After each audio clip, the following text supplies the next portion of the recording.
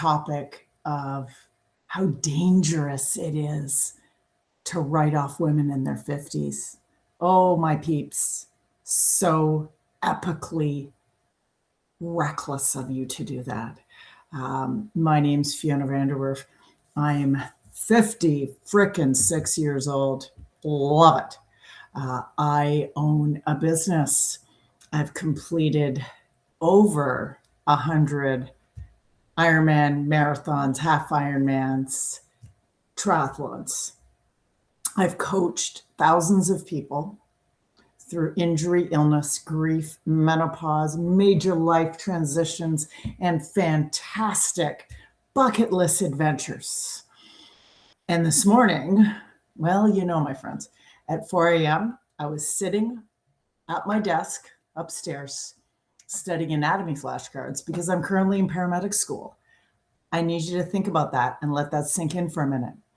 At an age when so many people presume women should be slowing down, settling in, or quietly fading into the background, I'm memorizing body systems, learning emergency medicine, writing exams on what appears to be a daily level, continuing to build my business with my wonderful clients, coaching clients in person and online, raising a family, getting some goals of hiking, getting outside and figuring it out as I go.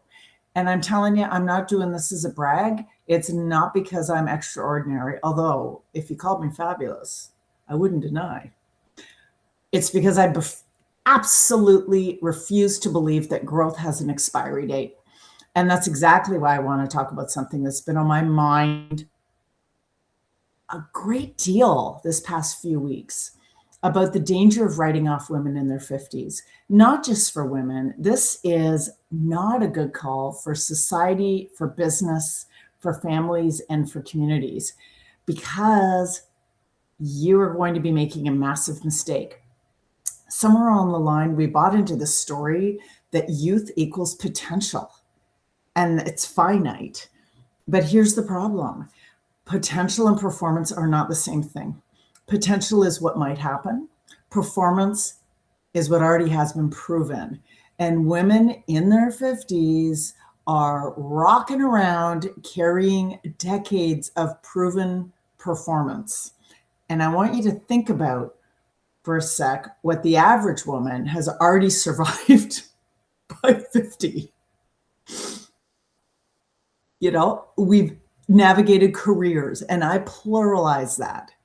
We have navigated relationships, great relationships and not so good ones. Heartbreak. Oh, my heart has been crushed like a grape being squeezed into a wine glass a few times. Parenthood. So good. Love my boys. They are my heart. Caregiving, heartbreaking, watching caregivers, being a caregiver from a distance, being a caregiver up close, financial stress. Oh boy, can we have a conversation? Health challenges, loss, reinvention. And then all in the middle of that little weave tangle is menopause, which frankly, honestly, it deserves its own medal. It does. Women who have gone through all this have learned how to lead, how to communicate, how to negotiate, how to recover, how to adapt, and how to get the hell back up. Yet somehow this is the age where society starts suggesting that we should become smaller, less ambitious, less visible, less bold, less interested in chasing something new. Hell no, I don't buy that. In fact, the research, my friends, doesn't buy it either, because current studies are showing that successful entrepreneurship often peaks much later than we think. The average age of founders building successful companies is far older than the 20-something tech genius stories we love to celebrate. Experience matters, judgment matters, resilience matters, relationships matter, and all of these tend to increase with age. So let's sit back and ponder for a second. And what if 50 isn't the beginning of decline? What if it's the absolute start of pure, unadulterated, luscious leverage? Because that's what I'm seeing every day. I'm seeing women training for their first 5Ks at 58, their sixth or seventh Ironman at 72.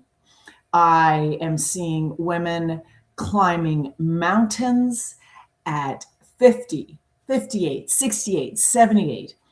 I see women starting businesses in their late 50s. I see other women returning to school as well. And I truly am seeing women finally asking themselves a question that they haven't asked in decades. What do I want? And that question is powerful because so many women spend the first half of their life taking care of everybody else. That is what culture asks us to do. And I don't know whether it necessarily asks us to do it or it just ensures that we do. We take care of children, we take care of partners, we take care of parents, we have employers that we take care of communities, and we take care of clients who honestly, they take care of themselves. And every time I get to meet and be part of somebody's chapter in the book of life, truly blessed and honored. But we look out for everybody else. And then one day we kind of look around and realize that we actually have permission to build something for ourselves. And it's not a crisis, it's an actual awakening. And it can be very uncomfortable. Starting over is uncomfortable. Being the oldest person in a classroom, it's not uncomfortable. I'm just present that I'm older than everyone else, if that makes sense. It doesn't take me away from having a spot at that table, but it certainly reminds me that I am a little bit unique. And applying for jobs, uncomfortable. Launching a business in my 50s, uncomfortable, especially when the majority of entrepreneur-based grants, loans, opportunities, and plans are for people 39 and under. It's true, except the forum.ca, specifically directed towards women in Canada building entrepreneurship. If you don't know about the forum.ca, you got to get in because it is a fantastic resource. So many opportunities. I truly, walking into the gym, I was just at lunch or dinner a couple weeks ago, home by 9:30, talking with a group of fabulous women from St. Mildred's in Oakville. And two of them are starting to go to a gym now in their 50s because they want to be stronger, and how awkward and uncomfortable they sometimes feel. It's overwhelming, but kudos to their strength and ability. Trying something that you might fail at is kind of uncomfortable. Some of the subjects I'm doing at paramedic school, I'm doing very well at. One or two, I am challenged, struggling.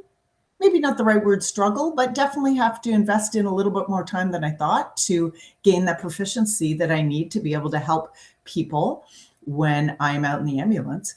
But honestly, friends, growth is always uncomfortable. The alternative is so much worse. The alternative is convincing yourself that because you've lived longer, you should expect less. Whoa! Yuck. I don't believe women in their 50s need more anti-aging messages. Do you?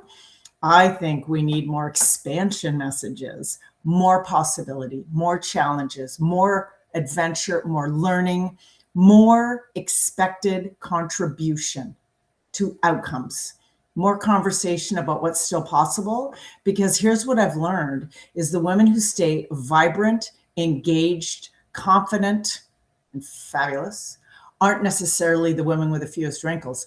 They're the women with the most curiosity. They're learning, they're asking questions, they're setting goals, they're building, they're reaching, they're becoming. And that is the real secret. It's not youth, it's curiosity. It's not perfection, it's participation. And it's not about comfort, it's about capacity. So if you're listening to this and you're in your 50s or 60s or 70s or 80s, and you've been quietly talking yourself out of something, whatever that might be, I want you to pause. I want you to think about that thing, the course, the degree, the trip, the hiking adventure, the business, the race, the volunteer role, the dream that you've been carrying around in your back pocket. And I want you to ask yourself, who told you it was too late to do that? And more importantly, my lovely, lovely friend, why did you believe them? Huh? Why did you believe them? Because maybe the next chapter isn't supposed to be smaller. Maybe it's supposed to be bigger. Maybe the brass ring isn't behind you slightly tarnished. Maybe it's still ahead of you. And maybe, just maybe, everything you've experienced up till now has been prepping you to reach for it. Dang. So as I head back to my anatomy notes, my truly remarkable coaching clients, and I'd love in future podcasts to talk about some of their amazing adventures and prep work, because they are just outstanding humans, truly blessed. My family who have my back and my sides, my boys, my Jeff, my Dexter, my Jude, even my Jack dog. Just always the support is so steady. And this beautiful, beautifully messy season of becoming a paramedic, I leave you with this. The world might underestimate women in their 50s. In fact, they do. But please don't make the mistake of underestimating yourself, my friend. And as a closing question, and I'd love for you to reach out to me for a follow-up chat if you want. What dream, goal, adventure, course, business, challenge, or possibility have you been telling yourself you're too old to pursue? And what might happen if today was the actual day you stopped asking whether you're too old and start asking what becomes possible for you if you begin? I'm Fyonna. Thanks for listening.